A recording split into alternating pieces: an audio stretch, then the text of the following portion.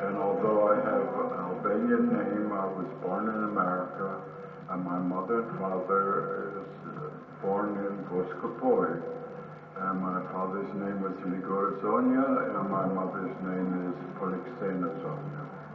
I have been an artist in America all my life.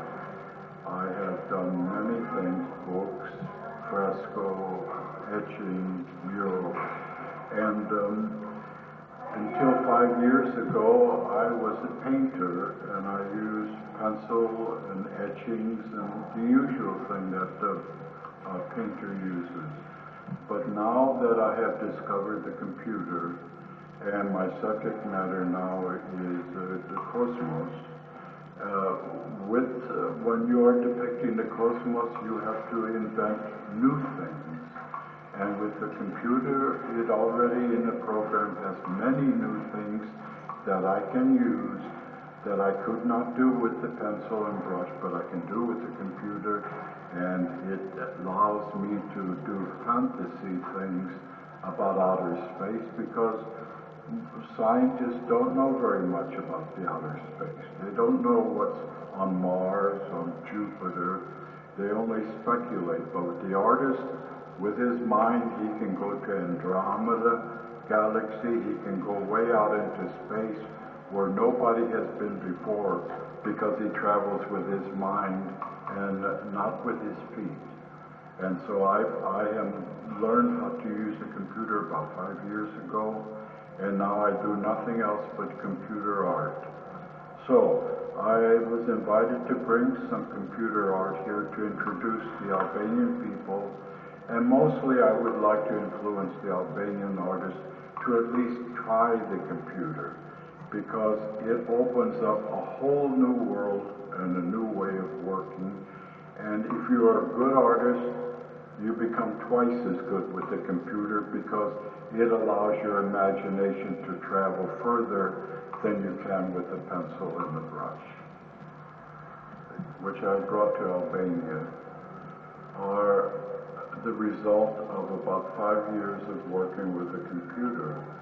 And I have learned a great deal about what scientists say about Mars, about Jupiter, but it is not enough for an artist, because a scientist only talks about dirt and sky and air. But from this information, I add some more information of what my mind tells me, or maybe what I hope to see when I go to outer universe. Maybe I'll meet somebody who is like me. I don't know. So the mind is completely free. I love it because I can work from the mind and not from a tree or a flower, which I can see. The whole universe now is in my mind, and I'm free to fly like a bird. We cannot invent a totally new form or creature in space, but it is a combination. Here we see that he could negotiate water. Here he could fly in the air. And then he has many arms to defend himself. And someone said that creatures in outer space are not hostile. They're not enemies. They're people that we have to learn to love and to care for. And for me, I developed this combination creature and show him as very aggressive, because I'm afraid that when man goes out in space, he's going to be aggressive towards these creatures. He's going to make himself an enemy. And we have to learn to love a different way of life, a different way of thinking. And so the computer allows me to do this. If you'll notice that there is double image. There is the drawing, the original drawing that I did, and then I painted it on the computer. All these colors are put on with the computer, and I have retained the pencil drawing, and this you cannot do with oil or with a paintbrush. And I have put that underneath and the painting on top, so that you could see the drawing with the pencil, and then you can see how it's colored on the computer. Controls him here, and this is nuclear energy, the atomic energy, that controls his mind. He is a slave. He is not free. He is controlled by this, electronically controlled, and his mind is controlled with this nuclear energy. So he has no will of his own. And I have tried to depict that. And then with the background, I have tried to indicate the complexity of the universe, how it's made up atomically, what the energy is, what the materials are. So it's entirely speculation. But here, unfortunately, the man has become a slave to a superior power or a superior intellect. And I think there will be people in space who will be reduced to certain categories, that one has to be a worker, one has to be a thinker, one has to be a teacher. So there isn't this freedom to say, I want to be everything. And so he is under control. And if? Yeah, you know when you buy something, it has that thing and they go beep, beep, beep, beep. Well, pretty soon we have it on our forehead and maybe in our hand. And when a baby is born, they put it inside. So that was a way of identifying people so that they know exactly who you are, where you came from, what your medical problems are, where you have been, who you married, who you associate. Complete control. That's the world is going now, that there will be people, a few people who will control our minds, who will control our actions.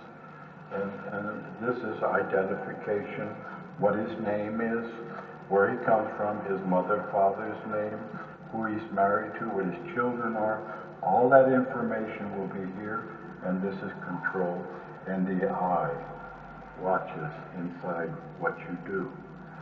They can see what you do, where you go. It's a form of transportation. This is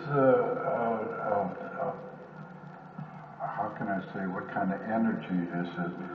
But in order to travel through space, to go through long distances, you cannot use the kind of benzene that we use on automobiles and airplanes.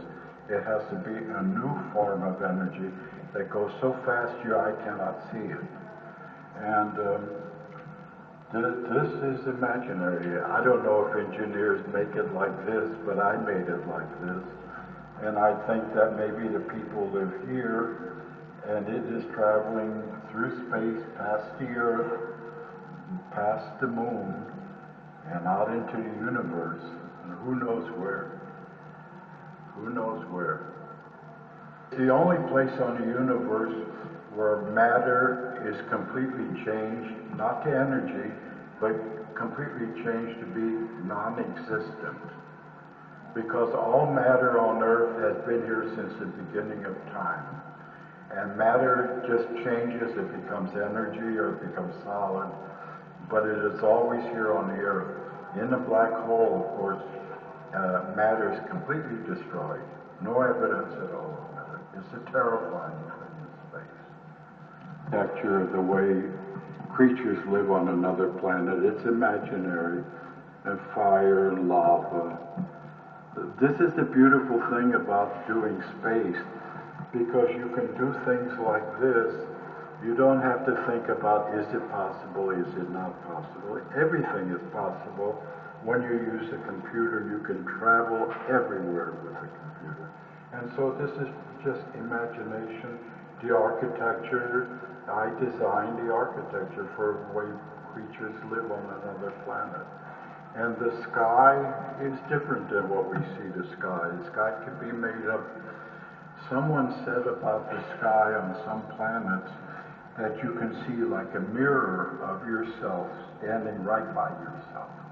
Instead of a shadow, it would be something like looking into a mirror, and there could be you, completely surrounded by yourself because of the atmosphere. You know, what do they call a star? But it will explode, and it will swallow our whole solar system, Mars, Venus, Mercury, Uranus. It will swallow them. It will get so big, and then it will explode, and there will be no more Earth, no more moon, no more sun. The sun will be finished, And maybe out of that will come a very intense new star and a new beginning. Because it seems like in the universe, it's almost like farmers burning the fields. When a field is burned, there's a new life, a new farm, a new growth comes out. So that's what's going to happen to the earth. It will be completely destroyed. But in the Bible, in what do they call it at the end? But it says that he went and talked. He was speaking to God, and he said, "I saw a new heaven and a new earth, because the old earth had passed away." They predicted that the earth would be destroyed, even in the Bible. So they knew very much about the solar system. And they perhaps even knew more than we know now, but it's not been put down in paper. But I do believe that, and science says that the earth will be completely destroyed by an expanding. The sun will expand and get so big it will burn up everything. And then explode, and maybe a little star, maybe no bigger than this room, but it will be so heavy and so intense that it will create many, many satellite systems, because it in itself will explode again. And that's how we have the moon, and Mercury has 15 moons going around, because at one time it exploded and created the satellites that orbit Mercury. And this creature is an invention. It's very difficult when you've been painting people to try to create this. It's a very big challenge to create a new kind of form, because you cannot escape the fact that form has to breathe, it has to breathe, and it has to see. And so how are those elements combined in a new creature? And it has to be able to walk. So these elements we know exist, but in what shape or what form we do not know. And of course here is a landscape evolved from many nuclear explosions or through eons of change and upheaval. So it's beautiful, and not that this painting is beautiful, but the mind can travel and create all sorts of new things. And it's a result of the computer. With the oil paint, you cannot speculate like this. You have to plan very carefully ahead of time what you're going to do and what you're going to do. With the computer, if I didn't like this here, I could put it here. If I didn't want him here looking this way, I could take him and flip him over and have him looking that way. Or if I want a 5, like him, 5 him, I put one here, one here, one here. And with oil paint, you cannot do that. And that's why I like the computer so much. I understand that a great many people believe that the cosmos got started, and the general theory is that originally there was a big explosion, and out of this explosion all the material that we see in space came into existence, and that the universe is continuing to expand and get larger and larger. But when I ask a scientist this question, he refuses to answer, because science is based on the theory that there's action and reaction. And so when I ask the question, why is there something instead of nothing, they cannot explain. And the only explanation that I have learned that is believable exists in the Bible, in which John says, "In the beginning was just one word, and that word was God." And that's how the universe got started. Because scientists can't explain it. If you ask the scientists that there was a big explosion, all right, where did the energy come from? Where did the mass come from? So there could be an explosion. Who created the mass and who created the energy to make this explosion? Science cannot explain that, and that's why I believe in the Bible.